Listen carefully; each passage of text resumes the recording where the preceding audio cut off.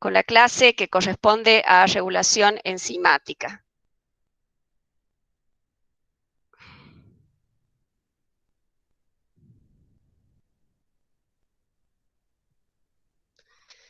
Bien, aquí estamos compartiendo la pantalla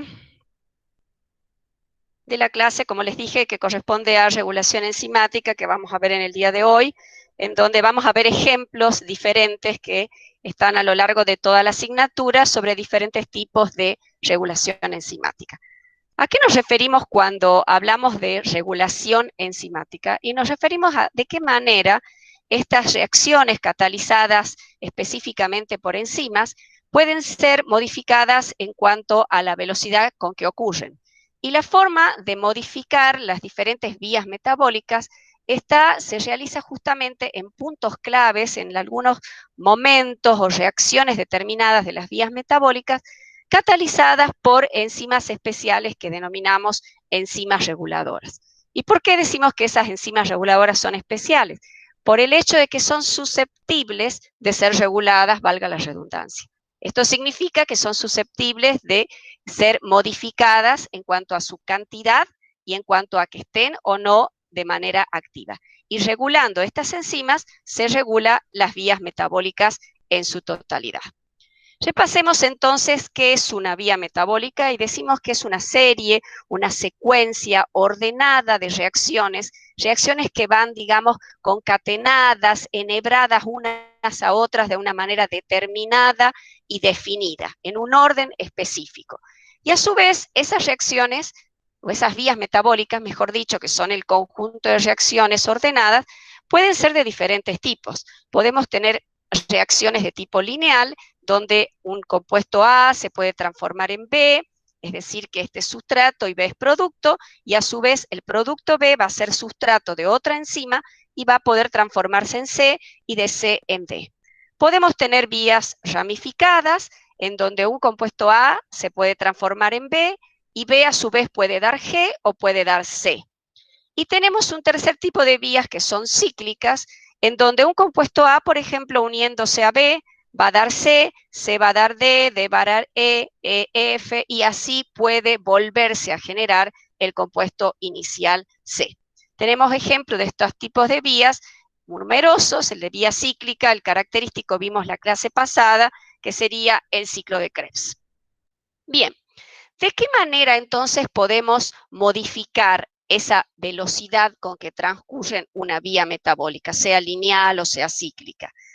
De dos maneras generales. Una sería modificar el número de las enzimas que catalizan esos pasos que denominamos claves o pasos que definen la velocidad de la vía completa. Modificar el número implica tener más o tener menos enzimas. Es decir, podemos tener una sola enzima, como en este gráfico, una determinada cantidad, o podemos tener una forma más incrementada o mayor de el número de enzimas. Lógicamente, la velocidad de reacción va a ser mayor cuanto mayor sea la concentración de enzimas disponible. Es decir, que eso implica regular la cantidad de enzima o modificar el número de moléculas de enzima. ¿Cómo se puede modificar el número de moléculas? Se puede regular tanto la síntesis como la degradación. Es decir, podemos aumentar por ciertos procesos que se sintetice más de esa cantidad de enzima o que se sintetice menos, es decir, aumentar o frenar la síntesis. Y también podemos, por ejemplo, estimular la degradación proteica. Sabemos que la mayoría de las enzimas son proteínas y estimulando la degradación proteica vamos a tener menos cantidad de esa enzima proteína. Por otra parte, podemos modificar la actividad de las enzimas que ya hay. Sean muchas o sean pocas, pueden estar todas activas o todas inactivas, o la mitad activa y la mitad inactiva, o sea que del número determinado y definido que tenemos, podemos modificar que ese número de enzimas o esté activa o esté inactiva. ¿De qué manera se puede modificar?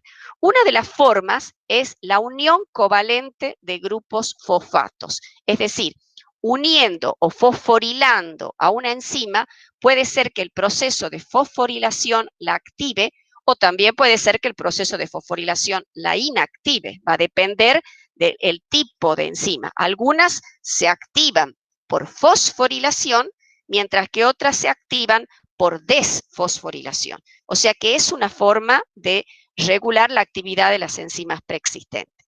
Otra forma es la de los efectores alostéricos, que específicamente van a actuar en las enzimas de tipo alostérica que cumplen una serie de requisitos y son diferentes con relación a las restantes de las enzimas por el hecho, por ejemplo, de tener varias subunidades. Este es un esquema, el que vemos abajo, de una enzima alostérica formada por dos subunidades.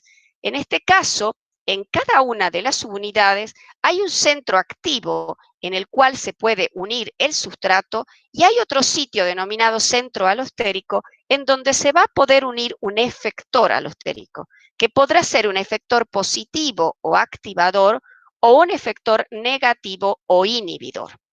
Si al centro activo se une el sustrato, entonces la enzima va a catalizar la transformación de ese sustrato en producto, mientras que si se uniera el inhibidor al centro alostérico o subunidad reguladora, lo que va a ocurrir es que la enzima cambia su conformación de forma tal que el centro activo ya no admite la presencia del sustrato. Entonces, cuando se une el inhibidor, se fija lo que denominamos la forma inactiva de la enzima alostérica y esta forma no va a dar lugar a la formación de producto. La enzima alostérica oscila, vemos acá, entre una forma activa y una forma inactiva. Y el sustrato o un activador fijan la forma activa de la enzima, mientras que el inhibidor fija la forma inactiva de la enzima. Es decir, que ese es un modo de modificar la actividad de las enzimas preexistentes. Y el último modo que vamos a ver, y vamos a ver un ejemplo, es la activación de simógenos. Es decir, la forma de activarlo es la ruptura proteolítica de un trozo de la enzima que nace inactiva y luego se convierte en activa. Bien, los ejemplos que vamos a ver de cada tipo de regulación están en este cuadro. En celeste vemos cuando se modifica la cantidad de la enzima, que puede ser por síntesis, es decir, incrementar la síntesis de esas enzimas reguladoras, que en general se denominan enzimas inducibles, o sea, son aquellas capaces de modificar la cantidad existente. Dependiendo de ciertos factores, va a haber más o va a haber menos. Esto en contraposición a las enzimas que se denominan constitutivas, cuyo número o cantidad siempre es la misma. Como ejemplo de enzimas inducibles vamos a ver la glucoquinasa y el citocromo P450. Y en cuanto a la estimulación de la degradación, que es otra forma de modificar la cantidad de enzima preexistente, si estimulamos la degradación va a haber menos cantidad de enzima reguladora. Vamos a ver como ejemplo la hidroximetilglutaryl-CoA reductasa, cuya degradación es utilizada con el método de marcaje con ubiquitina. Bien, mientras que en los ejemplos de modificación de la actividad que esté activa o no de las enzimas preexistentes, vamos a ver como ejemplo de fosforilación a la hidroximetilglutaryl-CoA reductasa, a la glucógeno fosforilasa, como ejemplo de regulación alostérica a la fosfofructoquinasa y como activación de simógenos al tripsinógeno. Vayamos entonces a ver algunos de estos ejemplos. En cuanto al equilibrio entre la síntesis y degradación, que sería la forma de regular la cantidad de enzimas preexistentes, partamos siempre que en continuo movimiento o en continua síntesis y degradación están siempre las proteínas que constituyen el organismo, no solo las enzimas, sino las restantes también. O sea que no siempre tenemos las mismas proteínas en nuestro organismo, sino que tienen una vida útil, luego de la cual se degradan y se convierten en aminoácidos. Es decir, las proteínas por degradación obtienen sus unidades formadoras, que son los aminoácidos. 20 aminoácidos diferentes, ordenados de un modo, digamos, específico, en una secuencia específica, y esos aminoácidos en determinada situación también pueden dar lugar a la síntesis. De forma tal que si hay un equilibrio entre la síntesis y la degradación, siempre tenemos la misma cantidad de proteína. Pero lógicamente, si estimulamos la degradación, tendremos menos, o si estimulamos la síntesis, tendremos más. ¿De qué modo se puede regular la síntesis de una proteína enzimática? Esto tiene que ocurrir, por ejemplo, puede ocurrir, una de las formas, a nivel de la transcripción, es decir, a nivel del pasaje de la información genética desde el ADN, esa doble hebra de polinucleótidos, desde ese ADN la información va a pasar a un ARN mensajero, que obviamente ese ARN mensajero cuando recién se forme es un ARN que va a necesitar el procesamiento, como por ejemplo el corte de intrones y el empalme de exones. Es decir, los exones van a ser las porciones codificantes que son las que se van a conservar. Y por otro lado, modificaciones a nivel de los extremos, como por ejemplo la cadena de poli A, de forma tal de darle protección contra las enzimas cuando llegue al citoplasma. Así sale, esta sería la membrana nuclear del núcleo, y va al citosol, ese mensajero, a unirse al ARN ribosómico, que es el que va a traducir el mensaje que él lleva. Se va a traducir el mensaje que está escrito en lo que denominamos codones, que son secuencias de 3 bases, ya sean púricas o pirimídicas, es decir, 3 bases nitrogenadas, que en un orden determinado codifican para un determinado aminoácido. Entonces, se lee ese codón. El ARN de transferencia está especializado en traer el aminoácido correspondiente a la lectura de ese codón, para lo cual tiene un anticodón que se va a unir al codón, y así va trayendo el ARN de transferencia a cada uno de los aminoácidos que se unen por uniones peptídicas hasta formar la proteína. Es decir, que ese proceso se puede estimular para que se sintetice una mayor cantidad de proteína enzimática. Veamos un ejemplo de una proteína enzimática que es inducible, como es la glucoquinasa o exoquinasa 4. Esta enzima es la encargada de catalizar la fosforilación de la glucosa a glucosa 6-fosfato, para lo cual la glucosa debe ingresar al interior de la célula mediante un transportador, que es el transportador específico GLUT2. ¿Por qué digo que es el GLUT2?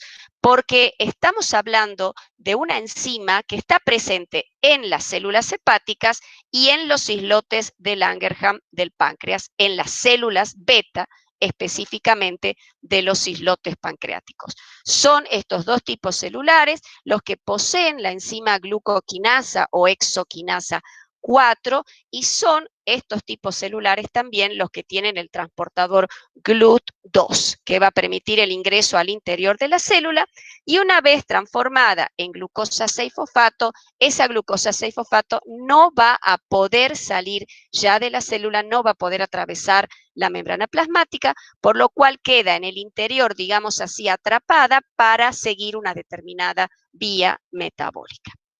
Esa glucoquinasa o exoquinasa 4, vamos a recordar que tiene un Km elevado. ¿Qué era el Km? Si nosotros graficamos la velocidad de una reacción enzimática, de una reacción catalizada por la enzima, en función de la concentración de sustrato, podemos ver que a medida que va aumentando la concentración de sustrato, la velocidad de reacción también va aumentando. Pero llega un momento, como ya vieron bien en el taller pasado, que la velocidad de reacción se mantiene aproximadamente constante en lo que denominamos una velocidad máxima. Y digo aproximadamente porque en realidad este gráfico es una hipérbola y no se alcanza la velocidad máxima hasta el infinito, o sea que cada vez se acerca más a la V máxima. En ese gráfico se puede observar que una enzima que alcanza rápido, supongamos que tenga una curva muy empinada y rápidamente alcanza la velocidad máxima, es porque tiene una afinidad grande por el sustrato, mientras que una enzima que le cuesta y que lentamente va alcanzando y la alcanza recién aquí a la velocidad máxima, en cambio tiene una afinidad baja por el sustrato. Y la forma de medir esto es justamente determinando una constante denominada Km, que es la concentración de sustrato a la cual se alcanza la mitad de la velocidad máxima. Esta glucoquinasa tiene un Km elevado, es decir, una afinidad baja, y eso permite que al haber mucha cantidad de glucosa circulando por la sangre, es decir, una glucemia relativamente alta, eso va a permitir el ingreso de la glucosa a las células hepáticas y a las células beta del páncreas, y su respuesta, por ende, que sería, en el caso de la célula beta, mandar insulina para disminuir ese nivel de glucemia que está elevado. Bien, la actividad de la glucoquinasa es además entonces regulada por los niveles de glucosa. Es decir, que si hay mucha glucosa, ingresa al interior de la célula y en el interior de la célula esa glucosa de algún modo estimula a la glucoquinasa. ¿De qué manera lo hace? La glucoquinasa es una enzima que habitualmente está en el núcleo, unida a una proteína reguladora que la mantiene como atrapada en el núcleo. Cuando el nivel de glucosa que ingresa por el GLUT2 es elevado, ese nivel elevado de glucosa estimula la translocación, es decir, el movimiento de esa glucoquinasa que se libera de su proteína reguladora en el núcleo y se desplaza hacia el citosol para estar disponible para catalizar la reacción de conversión de glucosa en glucosa 6-fosfato. De la misma manera, cuando entra demasiada glucosa que se convierte en glucosa 6-fosfato y a su vez por la vía glicolítica en fructosa 6-fosfato, cuando hay mucha fructosa 6-fosfato, esa fructosa 6-fosfato estimula el regreso de la glucoquinasa desde el citosol hacia el núcleo. Y de esa manera, entonces, queda regulado por la cantidad de glucosa que ingresa a la célula la actividad o no de esta glucoquinasa, por el hecho de estar o no disponible. Vemos entonces que hay variadas formas de regulación. Pero habíamos dicho que la glucoquinasa era una enzima inducible y la habíamos puesto como un ejemplo de una enzima que puede aumentar la cantidad por inducción justamente a nivel del ADN. Es decir, que su actividad va a aumentar como consecuencia de la síntesis de nuevas enzimas. Y es justamente la insulina, una hormona hipoglucemiante, quien favorece la transcripción del gen de la glucoquinasa. Es decir, que la insulina va a favorecer que factores de la transcripción incrementen ese pasaje a ARN mensajero e incremente la síntesis de nuevas enzimas glucoquinasa. Y justamente la insulina también es una hormona que al ser hipoglucemiante, una de las vías que activa es la glucólisis, entonces tiene que aumentar la disponibilidad de la primera enzima que interviene cuando la glucosa ingresa al interior de la célula, que es la glucoquinasa. Bien, como se modifica la cantidad que hay, consumir grandes cantidades de glúcidos va a aumentar la cantidad de glucoquinasa en el hígado, porque al consumir grandes cantidades de glúcidos se va a elevar también el nivel de insulina y se va a inducir la formación de glucoquinasa. O sea, el organismo va a estar mejor preparado para afrontar esa cantidad elevada de glucosa. Mientras que pacientes diabéticos que carecen o tienen deficiencia de insulina, en cambio, van a tener una disminución de la glucoquinasa en el hígado. Otro ejemplo de una enzima inducible es el caso del citocromo P450, que recordemos es una familia de hemoproteínas con actividad enzimática, es decir, no es un solo tipo de enzima, sino un grupo grande de enzimas capaces de catalizar diversos tipos de reacciones, entre esas epoxidación, oxidación, y la más famosa e importante sería la hidroxilación o introducción de grupos oxidrilos en las moléculas que hacen que esas moléculas se conviertan en más hidrosolubles y más fácilmente excretables.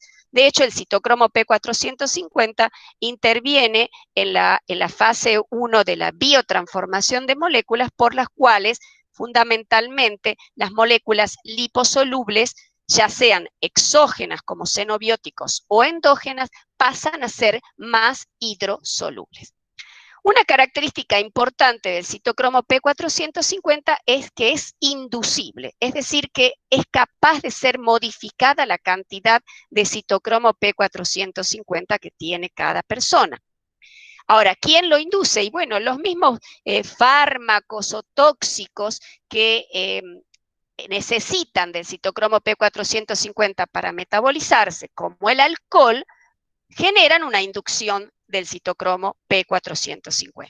De modo tal que una persona que habitualmente no bebe va a tener una determinada cantidad de citocromo P450 que va a ser mucho menor al de una persona que es, digamos, un alcohólico crónico. De forma tal que el alcohólico crónico tiene mucha más cantidad de citocromo P450 para adaptarse a esa cantidad excesiva de alcohol a la que es sometida su organismo. Esto tiene bastante importancia y aplicación, por ejemplo, en farmacología, porque de pronto una persona como un alcohólico crónico que toma un medicamento que se metaboliza por la vía del citocromo P450, como tiene mucha cantidad, el metabolismo de ese medicamento va a ser más rápido, es decir, que rápidamente va a ser convertido en hidrosoluble, eliminado del organismo y no va a tener mucho tiempo de actuar. Es decir, que su efecto va a ser menor frente al de una persona que toma la misma dosis y que habitualmente no bebe. Porque al tener mucho citocromo P450 en el alcohólico crónico, ese medicamento se metaboliza más rápido, es decir, sale más rápido del organismo y no tiene mucho tiempo de actuar. Bien, los componentes del citocromo P450 en realidad es una enzima que está enclavada en la membrana del retículo endoplasmático y que forma un sistema, digamos así, porque está asociado a una reductasa del citocromo P450. ¿Por qué ocurre esto? El citocromo P450, todos los citocromos P450 son hemoproteínas, es decir, que tienen el grupo hemo, que está formado por el anillo, digamos, formado por los 4 pirroles y el hierro en el centro, como ocurre con la hemoglobina, o como la mioglobina, o con la neuroglobina. Los citocromos también son hemoproteínas. Pero la diferencia con la hemoglobina es que el hierro que está en el centro del citocromo P450 está en un estado de oxidación férrico. Y recordemos que si está como férrico, no es posible que se una a él el oxígeno molecular. Lo mismo ocurría en la hemoglobina, que cuando estaba férrico formaba la metahemoglobina y a la metahemoglobina no se podía unir el oxígeno molecular. Entonces, si este citocromo P450 cataliza reacciones de hidroxilación, sobre todo de oxidación también, necesita que se una el oxígeno molecular para catalizar estas reacciones. Y como está como férrico, va a necesitar que ese férrico se reduzca a ferroso para que el oxígeno se pueda unir. Y por eso está asociado en la misma membrana del retículo endoplasmático a la reductasa del citocromo P450, que utiliza como poder reductor para esa reducción del férrico a ferroso al NAD-fosfato reducido, que recordemos que ese poder reductor proviene de la vía de las pentosas. Bien. Veamos cómo ocurre entonces ese ciclo catalítico del citocromo P450. Acá lo tenemos al citocromo P450 con su grupo hemo en el centro, que está con el hierro en estado férrico. Recordemos eso. Veamos entonces cómo se da el ciclo. Partimos de aquí, el sitio activo del citocromo P450 con su ion férrico, oxidado.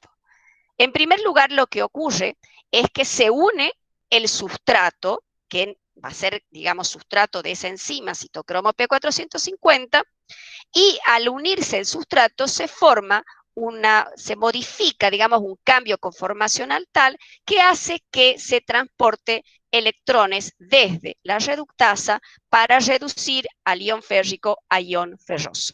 Así como ferroso, se puede unir el oxígeno molecular y una vez que se une el oxígeno molecular, el hierro traslada un electrón desde el oxígeno, perdón, desde el hierro se traslada un electrón hacia el oxígeno, desde el hierro hacia el oxígeno, repito, y el oxígeno queda con una carga eléctrica negativa.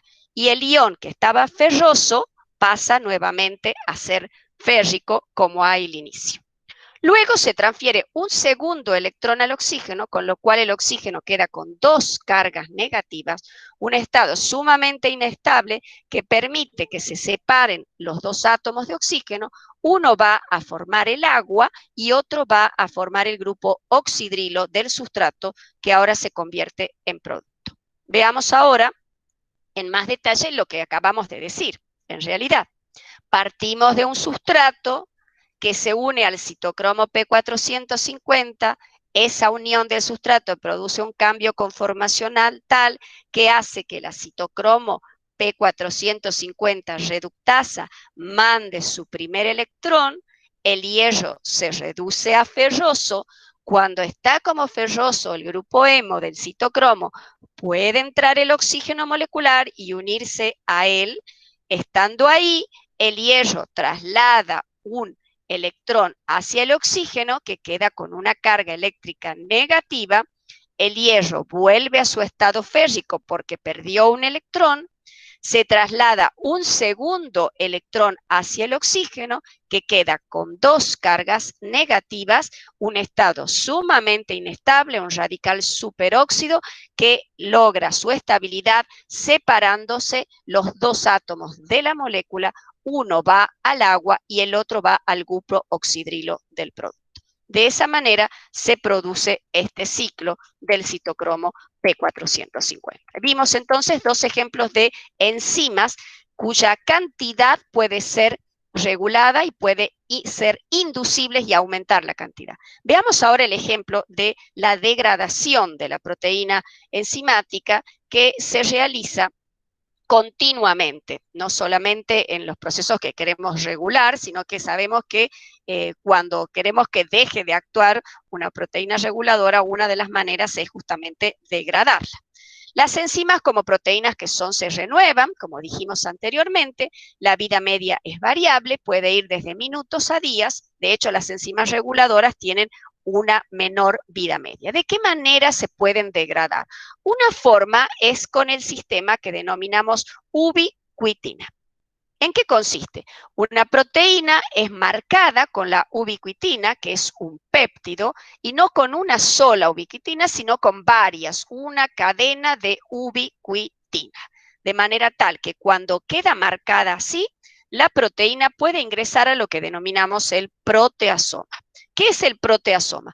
Es una especie de cilindro hueco formado por varias subunidades proteicas que no son otra cosa más que enzimas, cuyos centros activos, es decir, sus lugares para unirse al sustrato y catalizar, se encuentran al interior de ese cilindro. De forma tal que cuando la proteína ingresa, es degradada por las proteasas que se encuentran dentro del proteasoma y salen fragmentos más pequeños como serían péptidos.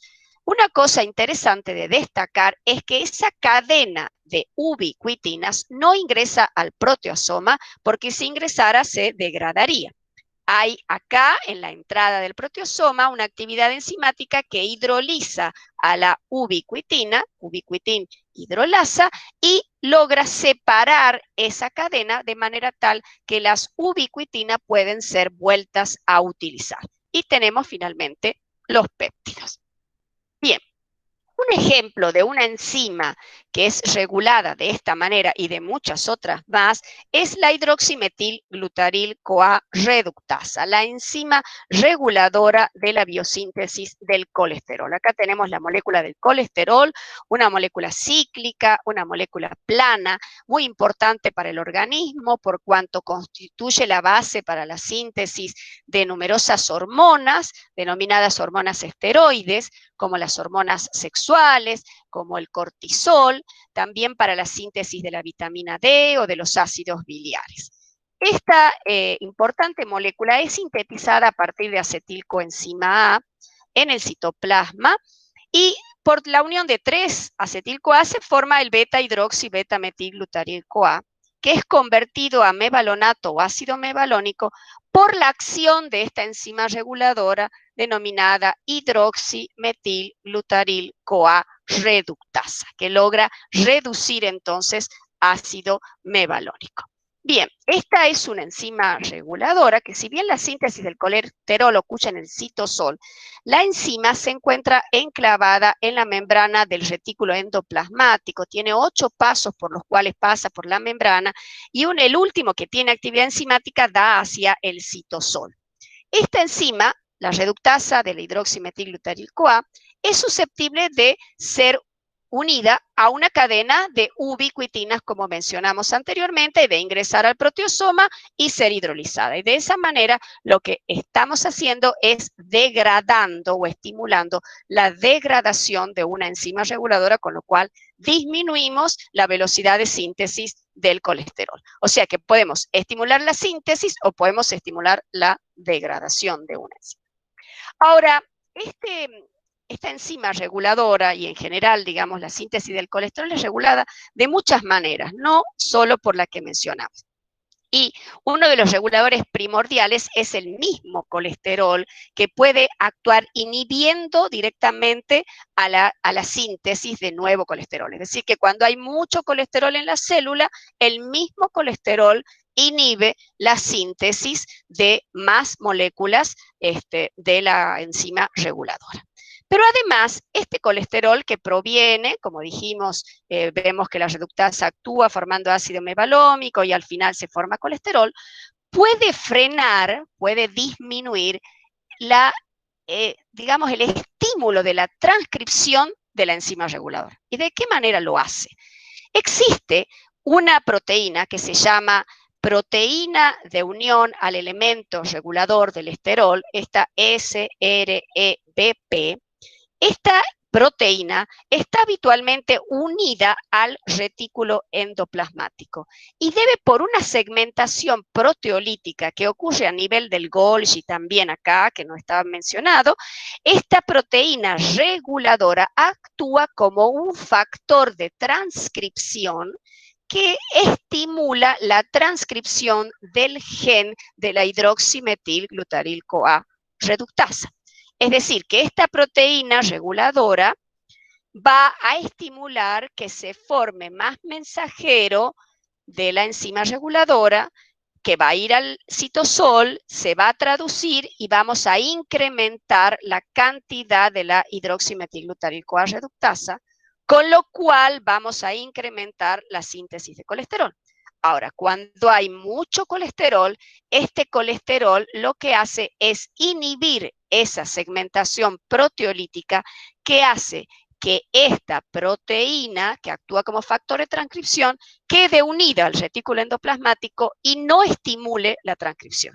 Dicho de otra manera, el colesterol lo que hace es disminuir la transcripción del gen de la hidroximetilglutaryl-CoA reductasa, o disminuir, dicho de otra manera, la síntesis de más moléculas de hidroximetilglutaryl-CoA reductasa.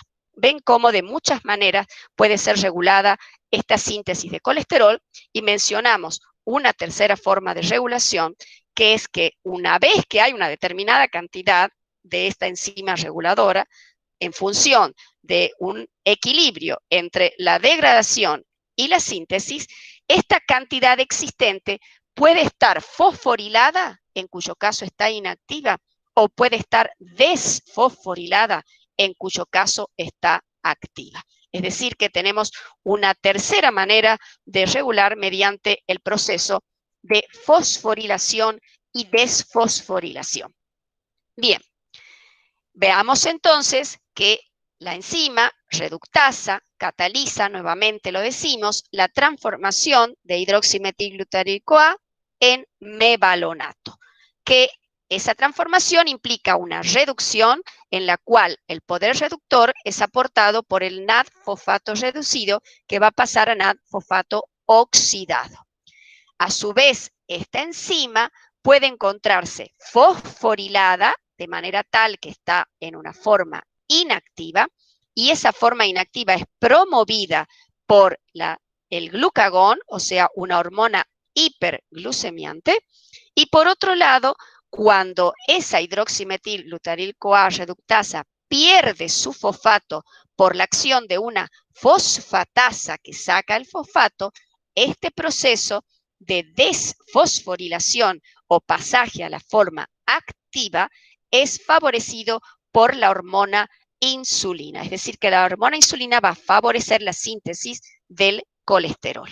Y de hecho, puede favorecer la síntesis del colesterol porque recordemos que la hormona insulina también favorece la glicólisis, con lo cual se forma mucho piruvato, la descarboxilación oxidativa del piruvato, con lo cual se forma mucha acetilcoenzima A, y también favorece la vía de las pentosas, con lo cual se forma mucho NAD-fosfato reducido. Tanto el acetilcoenzima A como el NAD-fosfato reducido son necesarios para la síntesis del colesterol. Bueno, a nivel farmacológico también se puede frenar la síntesis del colesterol con fármacos que denominamos en términos globales estatinas. Hay de muchos tipos las estatinas. ¿En qué consiste esta inhibición de la enzima reductasa que dijimos que era la enzima reguladora? El fármaco tiene una similitud estructural con el sustrato de la enzima, que es el hidroximetilglutarir-CoA, y ambos compiten por el mismo centro activo. Pero si se une el sustrato hidroximetilglutarir-CoA, la biosíntesis continúa, o sea, se forma mevalonato. Pero si se une el fármaco, no se forma mevalonato, es decir, que la síntesis se frena. De manera tal que este fármaco actuaría como un inhibidor competitivo reversible de la enzima reductasa reguladora de la biosíntesis del colesterol. Vayamos a ver otro ejemplo de fosforilación y desfosforilación de enzimas reguladoras. Para lo cual vamos a ir a la degradación del glucógeno. Primero repasemos cómo era la estructura del glucógeno. El glucógeno es un polisacárido constituido por muchas unidades de glucosa, no por un número definido, no tiene un número determinado, como por ejemplo sí lo tienen las proteínas, que tienen un número determinado y definido de aminoácidos. En el caso de este polisacárido puede tener muchos o puede tener menos, pero siempre sigue siendo glucógeno. Su estructura es tal que las glucosas están unidas unas a otras por uniones alfa 1,4, es decir, se une el carbono 1 de una glucosa con el carbono 4 de la siguiente, y esa unión da una unión lineal. Mientras que en algunos casos pueden producirse ramificaciones, por ejemplo acá o acá, y en esos casos las glucosas están unidas entre sí por uniones alfa 1,6. Es decir, el carbono 1 de una glucosa con el carbono 6 de la siguiente. Bien, a su vez, el glucógeno se sintetiza sobre la base de una proteína denominada glucogenina, que a su vez tiene actividad catalítica y es capaz de catalizar la adición de las primeras glucosas. Y sobre ese glucógeno preformado, que tiene como un corazón de glucogenina, digamos ser así, se van constituyendo las distintas ramas y alargando las distintas ramas del glucógeno. La degradación del glucógeno es lo que denominamos glucogenólisis, es decir, ruptura del glucógeno. Lisis, recordemos que es un sufijo que siempre hace alusión a catálisis, no a catálisis, sino a catabolismo o ruptura.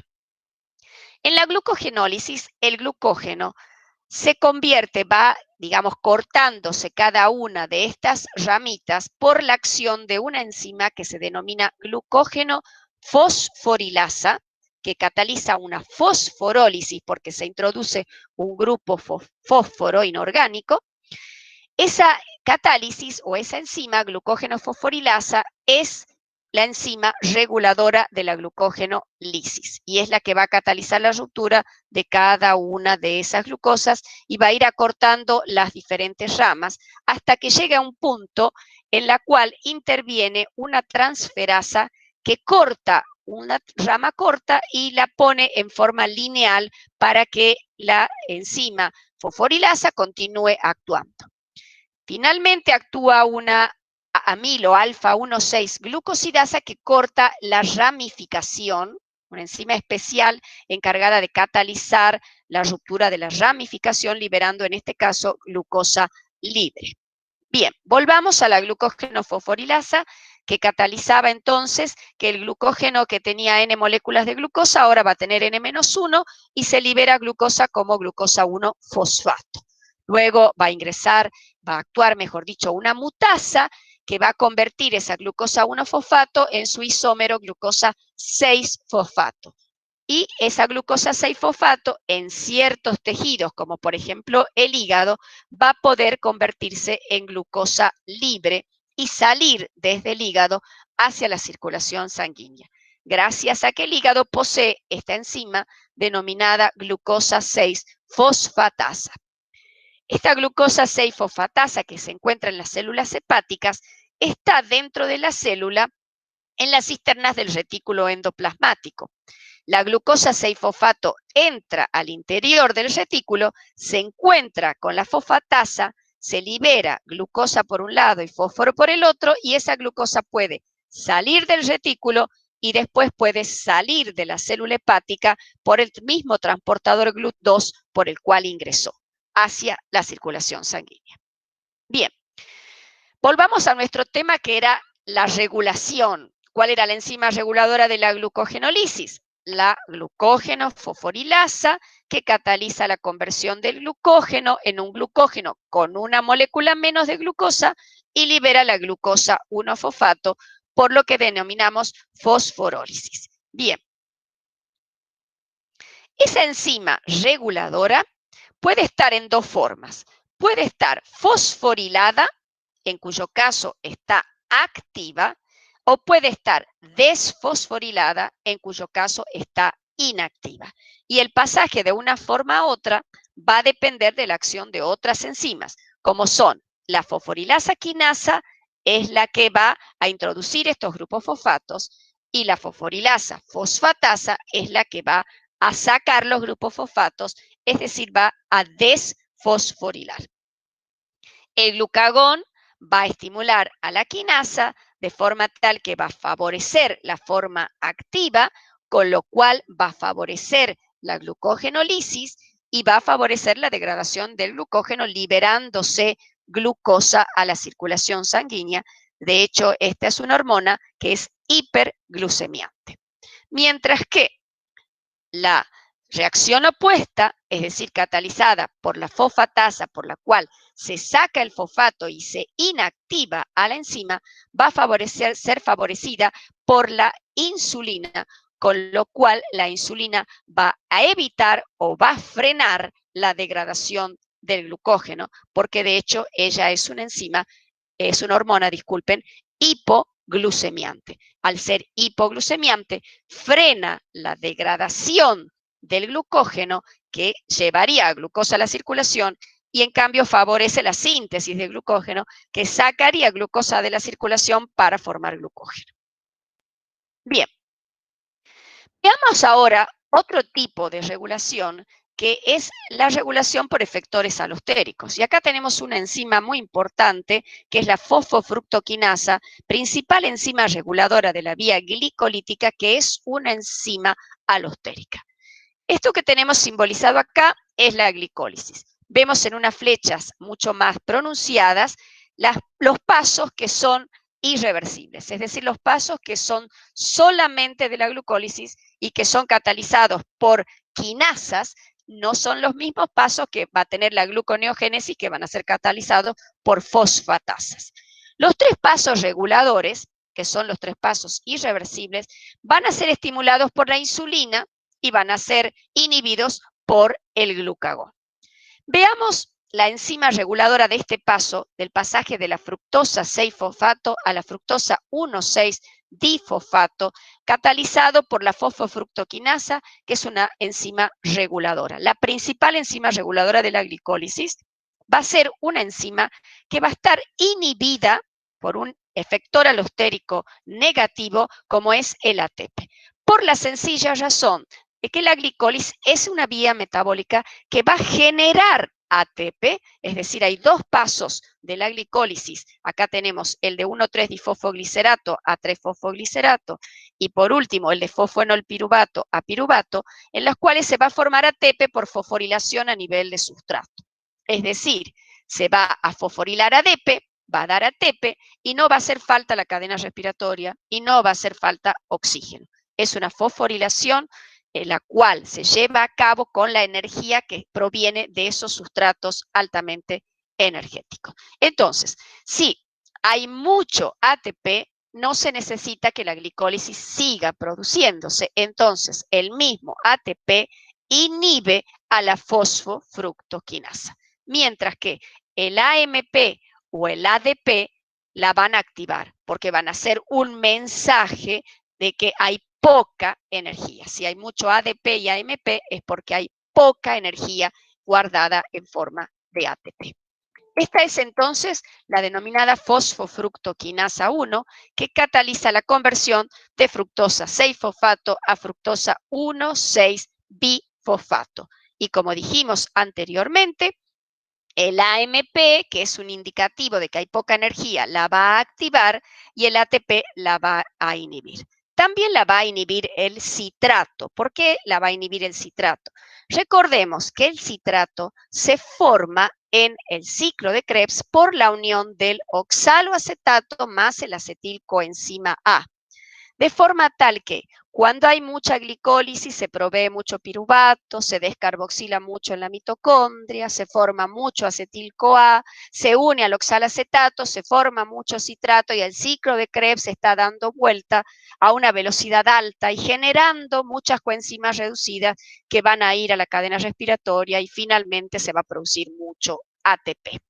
Entonces, un aumento de citrato nos está indicando que hay mucha cantidad de energía. Entonces, si está sobrando, si ya se ha producido demasiado ATP, el ciclo se comienza a frenar y el citrato comienza a salir de la mitocondria hacia el citosol. ¿Para qué? Para luego dar lugar a acetilcoenzima A y llevar ese acetil-CoA hacia la síntesis de ácidos grasos que se unirán después al glicerol activado y darán triglicéridos como una manera de guardar energía.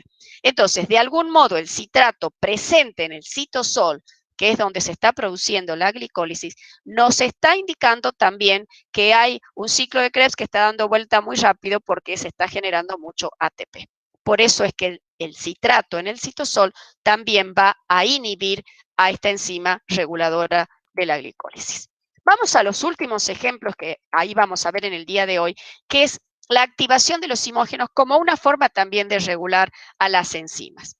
Bien, estos simógenos sabemos que son proenzimas o enzimas inactivas. Hay ejemplos de ellos en el jugo pancreático, en el jugo gástrico también.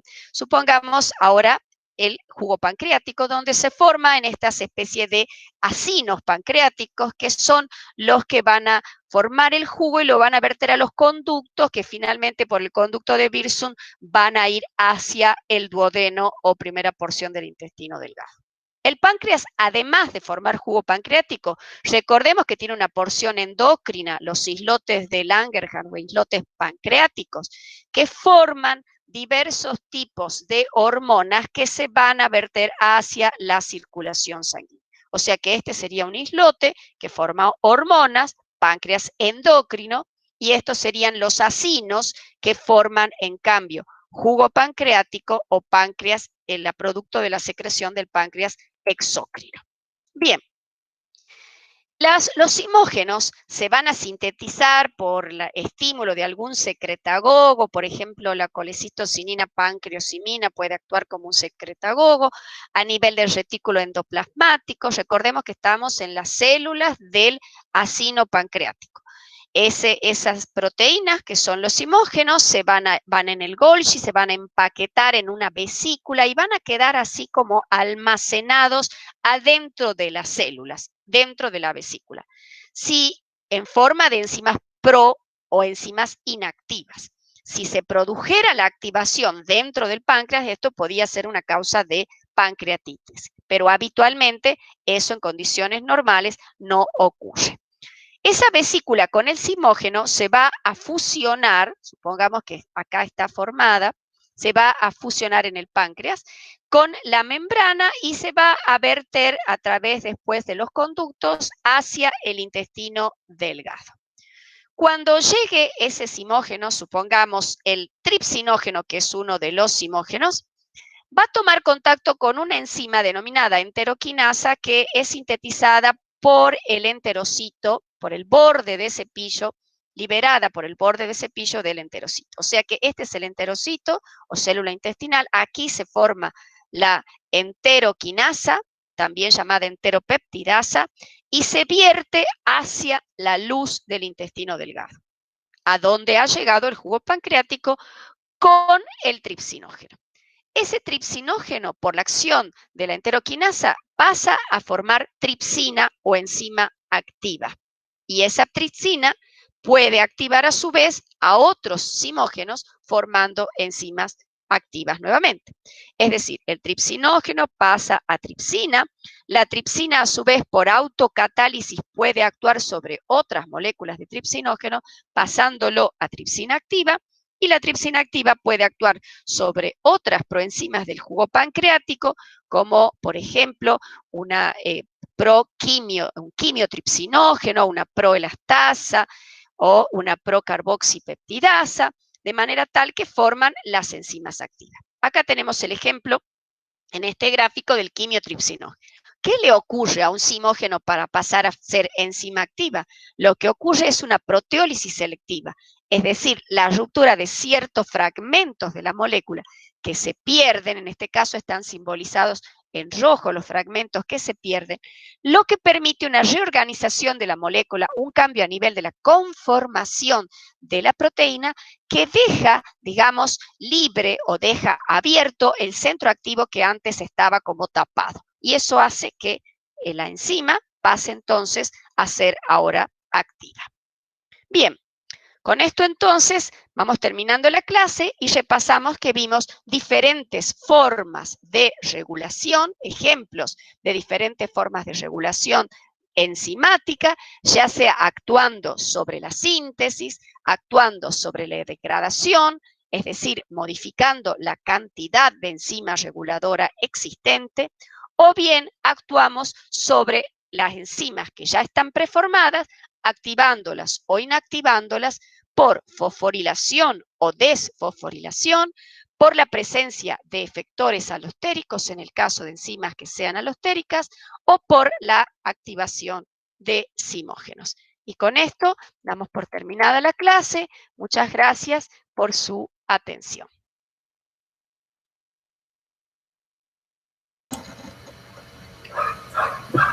Muy buena la clase, B. Bien, vamos a dejar de grabar. No dejo de compartir, parece todavía. Bien, dejamos de presentar.